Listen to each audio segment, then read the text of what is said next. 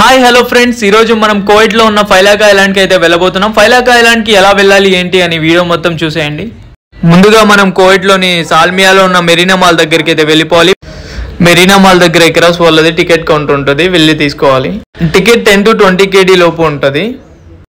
ఇక్కడ taxi boat, private boat and అబో అల్కేర్ షిప్ ఉంటుంది. టాక్సీ బోట్, ప్రైవేట్ బోట్ అయితే 30 to 40 minutes టైం తీసుకుంటుంది మనం రీచ్ అవ్వడానికి. అదే అబో అల్కేర్ షిప్ అయితే 2 hours టైం పడుతుంది. Taxi boat and private boat కొంచెం ఎక్స్పెన్సివ్ ఉంటుంది చార్జెస్, అండ్ అబో అల్కేర్ అయితే కొంచెం లో బడ్జెట్ లో వెళ్ళొచ్చు. మనమైతే మన బడ్జెట్ ని బట్టి అబో అల్కేర్ తీసుకున్నాం అన్నమాట.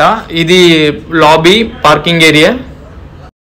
షిప్ లో నుంచి సిటీ వ్యూ చూడండి, చాలా అంటే చాలా బాగుంది కదా, ఆ బ్లూ కలర్ అండ్ బిల్డింగ్స్. ఇంకోటి ఏంటంటే మనం షిప్ లో నుంచి వెహికల్ తీసుకెళ్ళాలి అంటే ఐలాండ్ కి సపరేట్ ఛార్జ్ అవుతుంది. అది వెహికల్ ని బట్టి ఛార్జెస్ అవుతాయి అన్నమాట. ఇదంతా అక్రాస్ వాళ్ళది private boat and taxi parking area అన్నమాట. మన షిప్ అయితే స్టార్ట్ అయిపోయింది అన్నమాట. వచ్చేయండి ఫ్రెండ్స్, ఫైలాకా చూసేద్దాం. నా లైఫ్లో నేను ఫస్ట్ ట్రావెల్ చేసిన షిప్ జర్నీ అయితే ఇదే. చాలా ఎక్సైటెడ్గా ఉంది, చాలా హ్యాపీగా కూడా ఉంది. మీకు మీ లైఫ్లో ఫస్ట్ షిప్ జర్నీ ఎలా అనిపించిందో కామెంట్ చేయండి, ఒకవేళ ఎక్స్పీరియన్స్ అయ్యి ఉంటే. మనకైతే రీచ్ అవ్వాల్సిన ప్లేస్ దాదాపు వచ్చేసినట్టుంది, కనిపిస్తుంది కదా అక్కడే. ఇంతవరకు షిప్ బయట చూసారు, లోపల చూసేద్దాం వచ్చేయండి. ఇదంతా సీట్స్ అన్నమాట కూర్చోవడానికి ప్యాసింజర్స్. ఇలా మనం సైడ్ కూర్చొని ఇలా వ్యూ చూస్తూ ఉంటే సూపర్గా ఉంటుంది, మామూలుగా ఉండదు. వ్యూ చూడండి, ఇది ఒక చిన్న క్లిక్ తీసా అన్నమాట.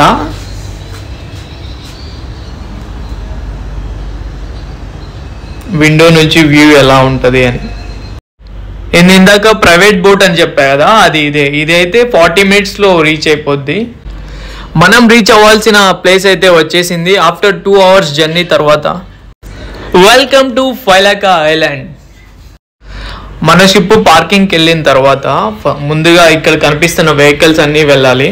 వెహికల్స్ వెళ్ళిన తర్వాత మనల్ని అలౌ చేస్తారు వెళ్ళడానికి.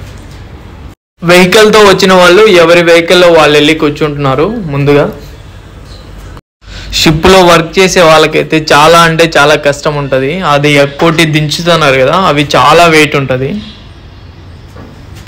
ఆ ప్లేట్స్, ఒక్కో ప్లేట్ చాలా వెయిట్ అంటే చాలా వెయిట్ ఉంటుంది. అన్ని వెహికల్స్ అన్ని షిప్లో వెహికల్స్ అన్ని ఒక్కోటి వెళ్ళిన తర్వాత మనం వెళ్ళాలి బయటికి. షిప్లో 20 vehicles పైన వచ్చాయి. మనం ముందుగా వెళ్ళగానే కనిపించే ఫస్ట్ ప్లేస్ బీచ్ ఏరియా, తర్వాత village heritage hotel. Village heritage hotel నేను ఫస్ట్ వెళ్ళాను. విలేజ్ హెరిటేజ్ హోటల్లో ఇది ఎలా ఉంటుంది అంటే కొంచెం విలేజ్ టైప్లో ఉంటుంది, చాలా అంటే చాలా బాగుంటుంది. విలేజ్ హెరిటేజ్ హోటల్లో ముందుగా మనం లోపలికి వెళ్ళగానే కనిపించే place sitting area. Sitting area day time కంటే ఈవినింగ్ టైం చాలా బాగుంటుంది.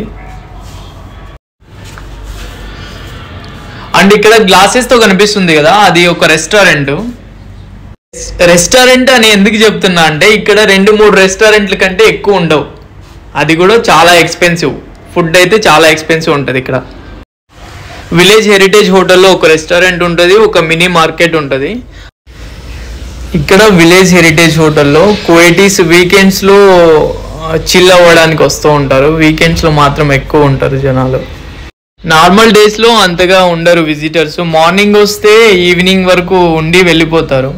ఇక్కడ విలేజ్ హెరిటేజ్ హోటల్లో స్టే చేయడానికి చాలా ఎక్స్పెన్సివ్ ఉంటుంది కాబట్టి మన వేరే కంట్రీస్, అదర్ కంట్రీస్ వాళ్ళు ఎవరు ఉండలేరు. సో కువైటీస్ అయితే ఇక్కడ 3 daysకి అలా రెంట్కి తీసుకొని ఉంటారు.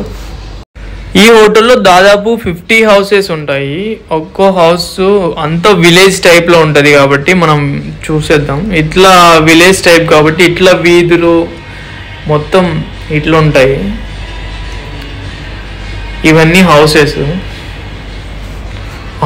Out side. ఇదంతా ఏంట్రా ఇలా ఉంది, ఏంటి ఇదేంటి చూపిస్తున్నావు అని మీరు అనుకోవచ్చు. బయట నార్మల్గా ఉంది కానీ లోపల చూస్తే చాలా చాలా అంటే చాలా బాగుంటుంది.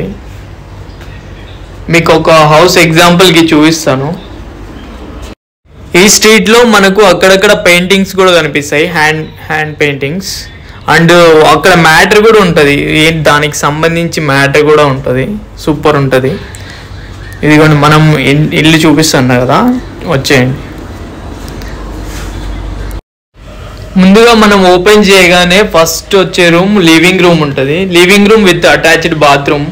మనకి విలేజ్ టైప్లో ఉండాలి కాబట్టి పైన ఇక్కడ స్లాబ్ వేయకోకుండా పైన వుడెన్ ఫ్రేమ్ ఇట్లా సెట్ చేశారు, కొంచెం విలేజ్ లుక్ కనిపించాలి అనేసి. ఇది living area friends, living room అన్నమాట. ఇంకా బయటికి వస్తే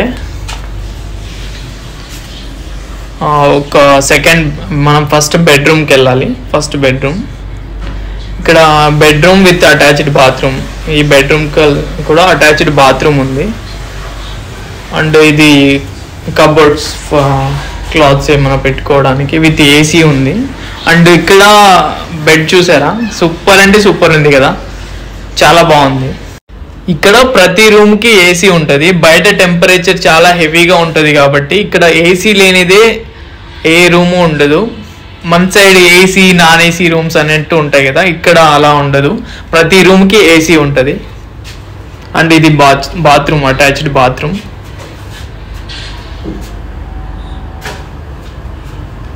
ఇక్కడ ఇలాంటి బెడ్రూమ్ ఇంకొకటి ఉంది. అండ్ ఇంకొకటి normal children bedroom are bachelors bedroom ఒకటి ఉంటుంది, అది కూడా అటాచ్డ్ బాత్రూమ్స్ ఉంటాయి. అండ్ ఇంకొకటి కిచెన్ ఉంటుంది. కిచెన్ నేను చూపించలేదు ఈ వీడియోలో.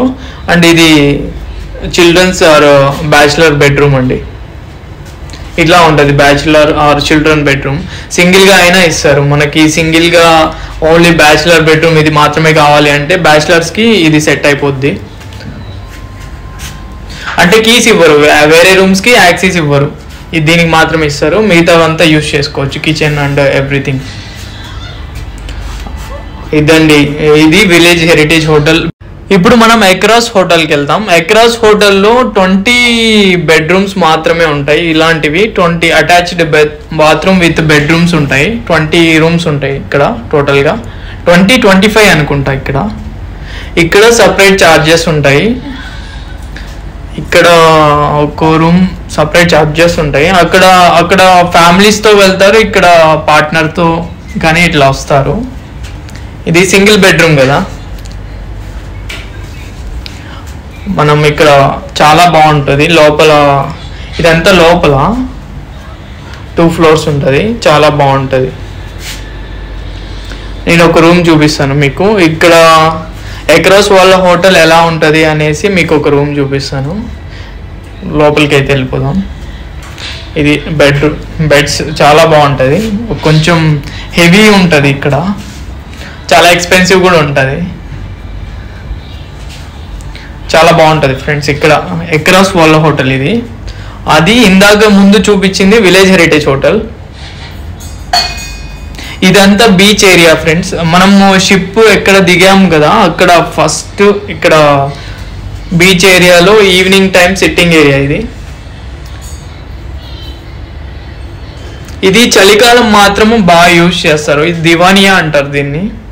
చలికాలం బాగా యూజ్ చేస్తారు ఇక్కడ కువైటీస్. బీచ్ పక్కనే ఉంటుంది.